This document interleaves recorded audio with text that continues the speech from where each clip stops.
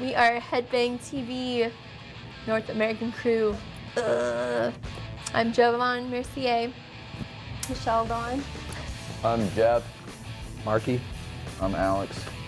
And they're actually our first guests.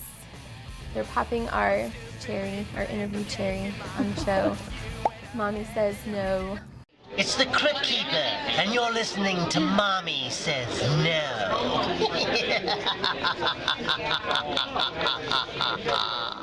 So, I guess tell us what you do. I think I'll leave that one up to Jeff.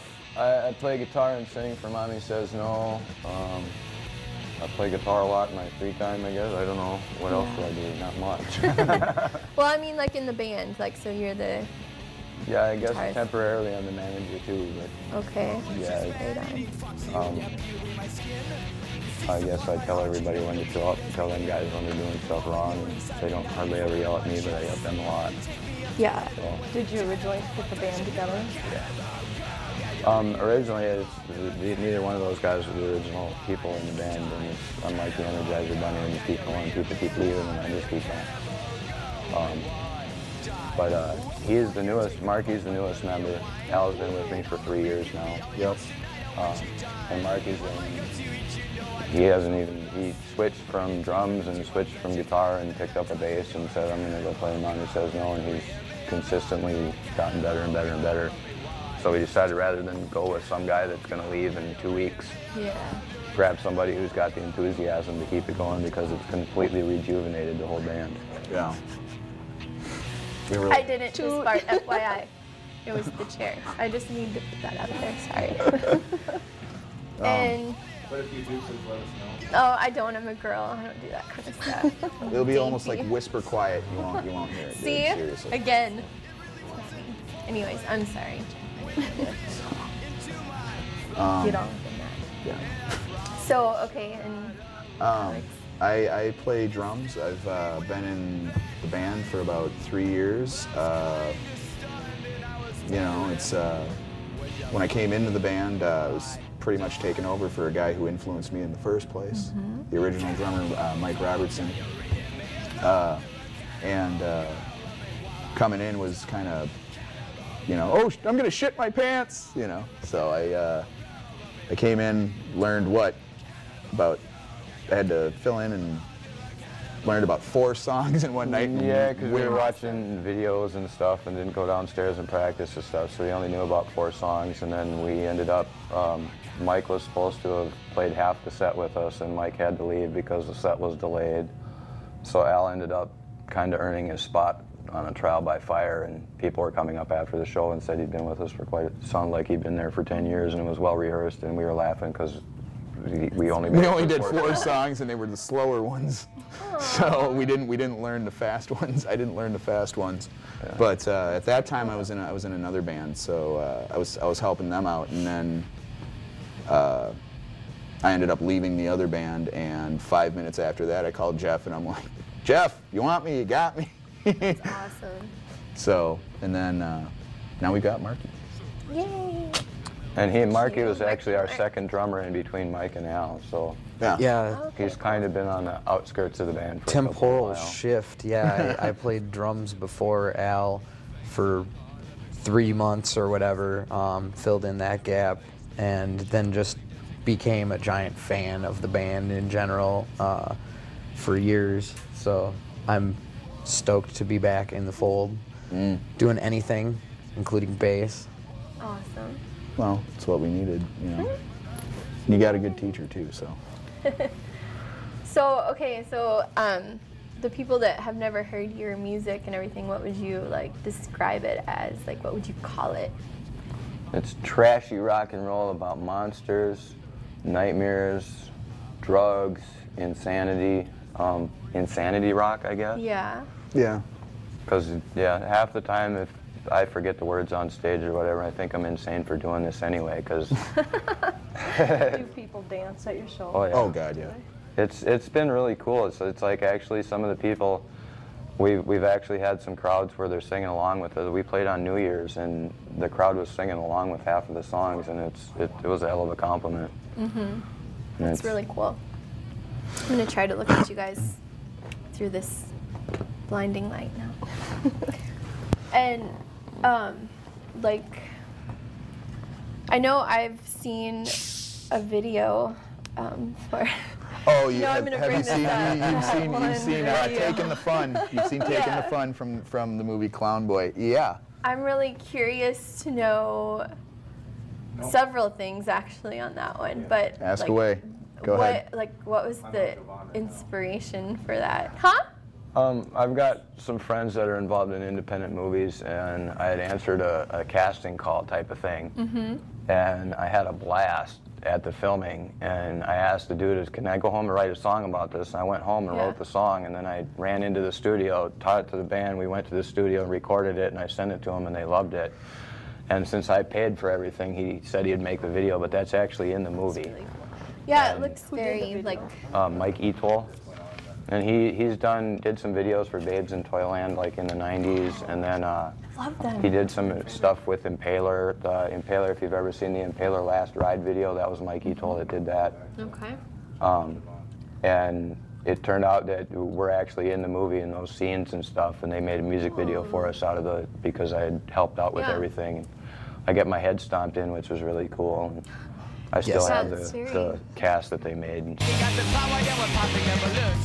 Happy no doubt anymore, we crush up the red nose. Now just like a song and the what fun has got to go, and we're taking the fun out of the clown, and we're throwing that shit in the pile of the ground. Taking the fun out of the clown, and we're throwing that shit in the pile of the ground. La la la la la la la la la la la la. Like fit in, but It's part of the appreciation for trauma movies, which I've always been a big fan of independent stuff, because it's not the norm, it's not the regular, and half the time it's just to shock you and say, well, we're going to do it anyway. And Mike can get kind of disgusting with stuff, and the whole movie's got complete trauma stuff all the way through it, where it's just disgusting.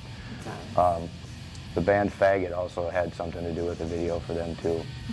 But he did that all at home by himself, and I had nothing to do with it other than writing the song. He didn't call me and say, well, we're going to do this, this, and this. He just got a hold of me when the video was done, and he goes, don't put this on YouTube, you'll get kicked off, and you probably can't upload it to Facebook. So then Lee contacted me and put it on Headbang TV, and then everybody's been going on there and watching it. yeah.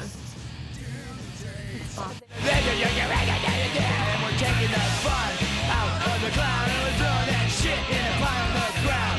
Taking the fun out of the clown, and we're throwing that shit in the pile of the ground. This life show insanity has gone on far too long. We're popping the balloons and blacking out the clown white. We must remove the carnival, run a circus out of town. Now just like a song, and so the fun has got to go, and we're taking the fun out of the clown, and we're throwing that shit in the pile of the ground. But we're involved the very first time. We have a song called Be My Ghoul that was put out in a movie called Super Traumette Action Movie Go, that a woman who works for Trauma decided to make on her own dime and stuff. And as a result, I got a copy of the movie, and it's a silly movie. It was pretty cool. And the scene they used the song in was just great. And then Clown Boy, which isn't out yet, Terror Overload, which came out from NFTS Productions. I have 2 songs in there. There's like a 3-part story or a 4-part story, and 2 of the songs that we wrote I'd written specifically for those part of the stories. And we got Ari Lehman, who was the first Jason from Friday the 13th, is in the movie, and he sang on 2 of the songs on our record with us. And then when I actually went in the movie theater and saw the screening, they didn't even use his vocals. They used my scratch vocals, which I thought was really funny. But it's Dinner Date is the name of the song, and it's the whole scene throughout the whole. They play the song all the way through instead of just a little section. And then another movie called Incest Death Squad just came out. Well, the first one came out 2 years ago, and then the other one was just released last September 17th, Incest Death Squad 2. That features 2 of our songs that have been unreleased at this point right now. And then later next year, or actually later this year, in June was going up to the Iron Range with some friends from Ohio and doing a music video with them because I wrote a song for their movie called Girl Scout Cookies. So that'll be a lot of fun. Yeah. A lot of movie work. Yeah, it sounds like it. I've always wanted to do movies too, and I think when I first met the camera guy Al over there at Twin City Reptile, my first delve into getting creative and everything, I wanted to make a zombie movie. And then I figured out it's going to be ridiculously expensive. It was much easier to start a band. Well, and that's another question I have, because I've heard like some background as far as like how you got into the whole band thing. Yeah, I was hooked on drugs for quite a long time. I was a heroin addict, a meth addict, and a coke addict, and sometimes all three on the same time. Yeah. And I quit that and tried to, turn over a new leaf and be responsible, and nothing I did worked out. And I was going to blow my brains out one night because nothing was going right. I failed at everything I'd ever tried.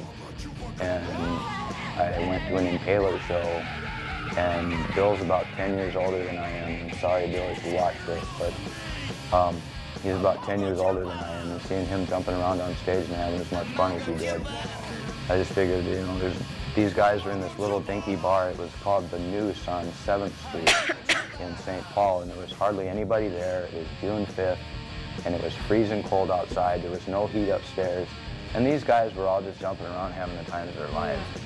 And I went home the next day and put strings on the guitar, and it's been 5 years now, I think, since I first did that. Taking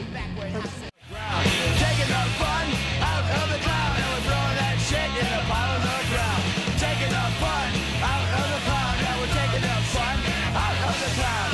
Taking the fun out of the cloud, and we're throwing that shit in a pile of the ground. I don't know. I have a lot of friends that have the same demons, so. No, they're still always good to hear there. that there's hope for people, It's all determination. I mean, I think the biggest thing I did was knocking off the heroin without methadone, because everybody told me I was going to die if I didn't, and I was like, oh yeah, right. Yeah. And I've always seen that as another, they just get you addicted to another drug, only you're paying the government instead of your drug dealer. Yep. It's almost like, really? You want to test that theory? Let's see if I can do this without it. Yeah.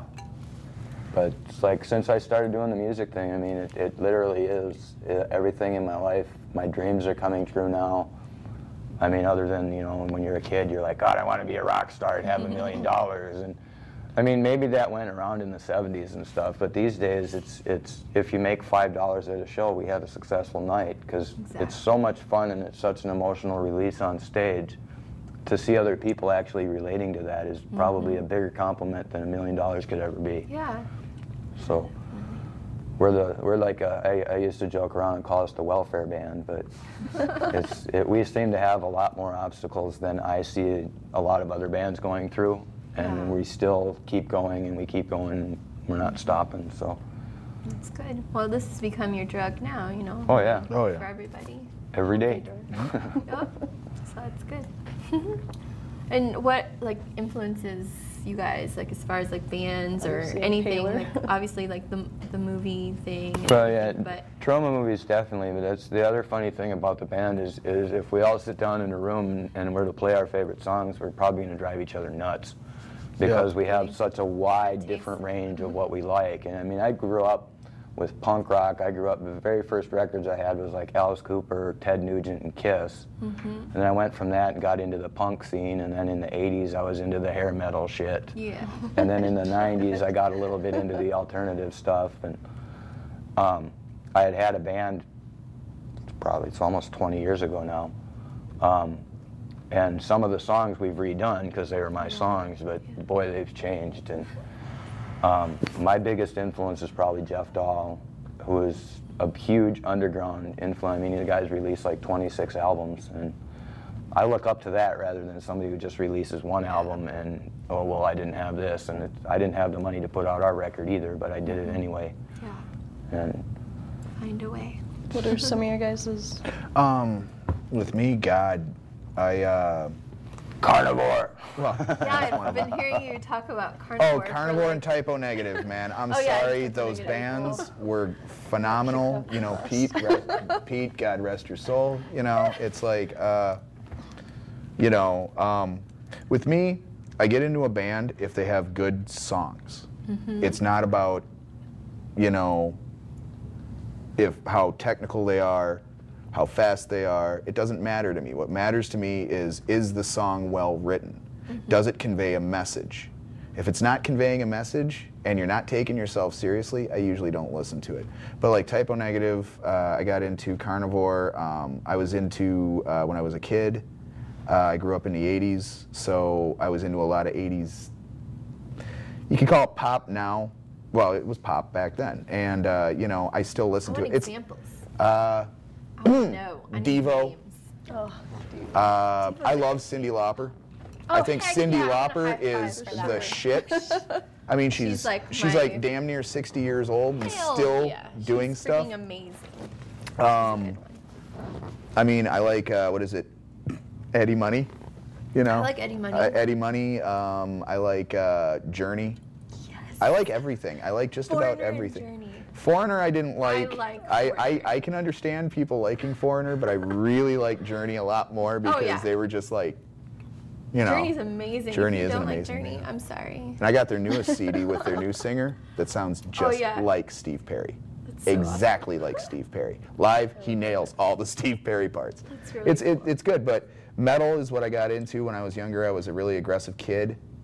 I ended up getting into Metallica and Megadeth and then Slayer, and then a friend of mine tried to turn me on to death metal, and some of it I really liked. Some of it I was just like, okay. Cannibal Corpse. Actually, no, we were having that conversation earlier. Yeah. No hate. no hate. No hate. No hate, no hate. Hey. But, you know, Sepultura, Yeah, my Napalm Death. good. A lot of the more like European ones. Yeah, I do like Deicide and Cannibal, as I said, and a couple other bands, but a lot of them just seem to be taking the same Deicide thing, you know, to the nth degree. And it's like there is a Deicide. Find your own path. Exactly. So I never really got into that, but I got into the thrash metal. I got into the like alternative metal, hardcore punk, punk. Jeff influenced me a lot with the older stuff, and the Ramones. Cool. The Ramones. All day the Ramones. Awesome. What about you, Marky Mark? Geez, I feel like I'm about to be crucified. It's all good. Culture Club. I didn't really get into music like the way that I am now, where it's, you know, borders on obsession. I didn't really get into music until there were the Nirvanas and the Smashing Pumpkins and the Soundgardens of the world around. Yeah. And that was what broke me in, and then I got into the Sepulturas and the Napalm Deaths and the Megadeths, and ever since then it's just been kind of what else can I find? If you were to listen to what I would listen to in my car, it would be like a mix of Cake, which is, if you haven't heard of awesome Cake, band. a really obscure sound in itself. I listen to Panty Raid, which is like urban meets drum and bass meets dubstep. Techno, for those who wouldn't know. I was big into Atmosphere, and before they broke, and I'm sorry I can't hate. So lots of different things. As far as what influences me in the band, I'm a huge fan of the ex-bass player Evil, and his bass lines are hugely significant to what I'm trying to learn to do. We're taking the fun out of the clown, and we're throwing that shit in a pile on the ground. Gotta take him into the circus! Bring him along! Oh, what happened to you? What? What are you gonna tell me? I got bit by a clown.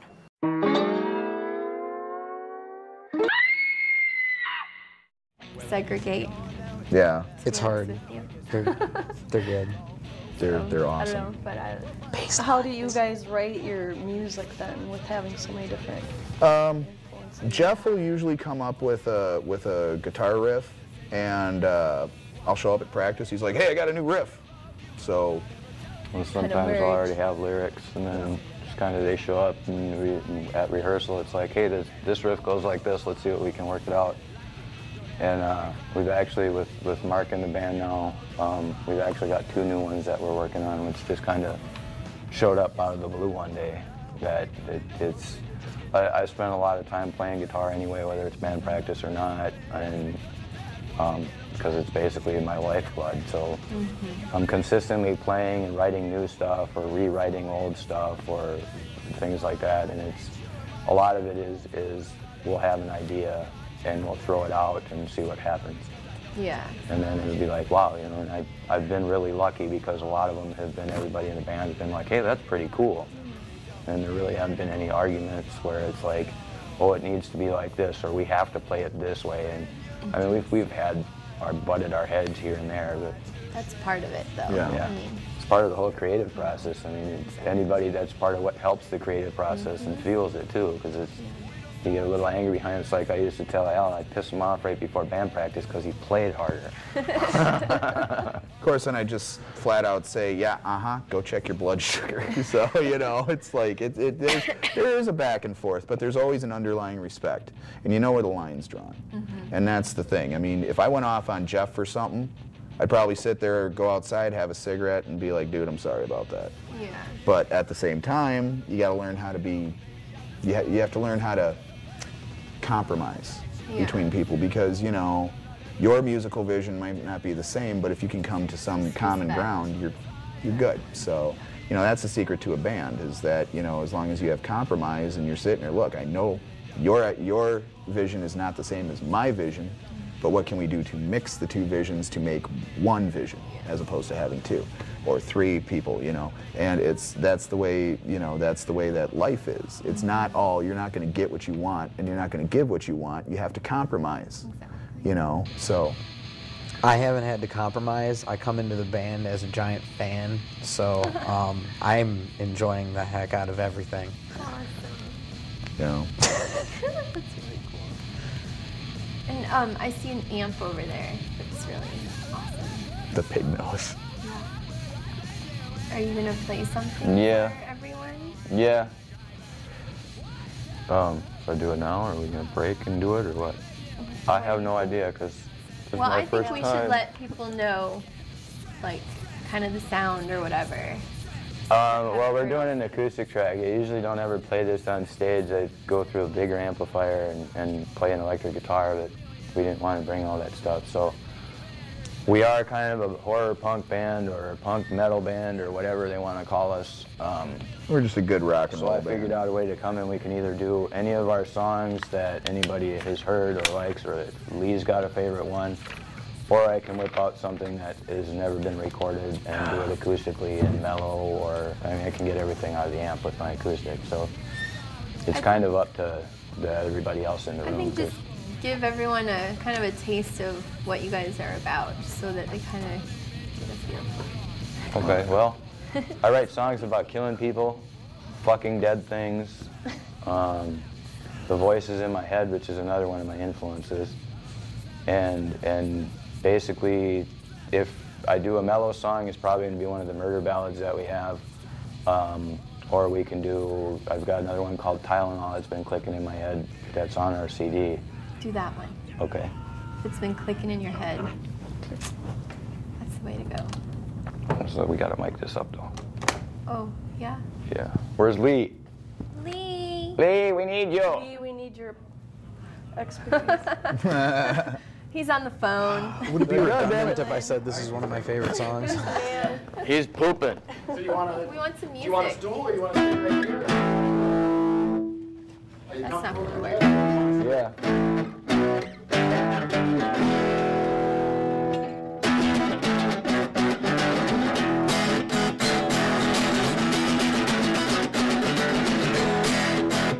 We ready? Yep. 1, 2, 3, go. Tear it up.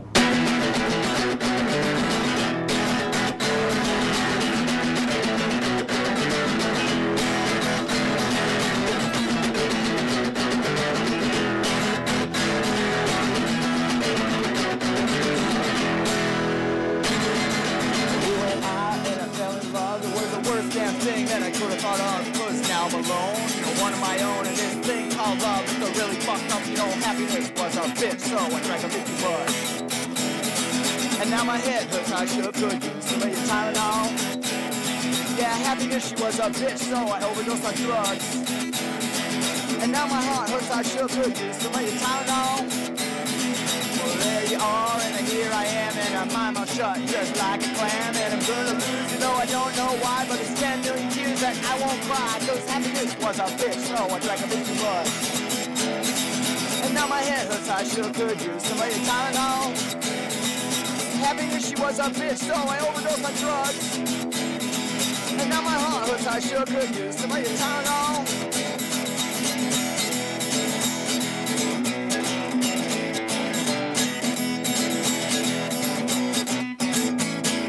Happiness was a bitch, so I drank a bit too much. And now my heart hurts, I sure could use some of your Tylenol. Yeah, happiness, she was a bitch, so I overdosed on drugs. And now my heart hurts, I sure could use some of your Tylenol. Yeah, happiness was a bitch, so I drank a bit too much. And now my heart hurts, I sure could use some of your Tylenol. Happiness, she was a bitch, so I overdosed on drugs. And now my heart hurts, I sure could use some of your Tylenol. Yeah, happiness was a bitch. Happiness was a bitch. Oh, happiness was a bitch, so I overdosed on drugs. And happiness was a bitch, so I sure could use the Tylenol. That's the exclusive Headbang TV version. Good job, that was it. We're still rolling, but this is a couple minutes. Awesome. Thank you. That was awesome. Awesome. That's for you, Al. Thank you. Thank you very much. Thank Yeah, you. thanks a lot, you guys, for Rock. being here. It was freaking No awesome. problem. Thanks for having us. Thanks for putting our video on Headbang TV. Yeah. Yeah. Fuck you up.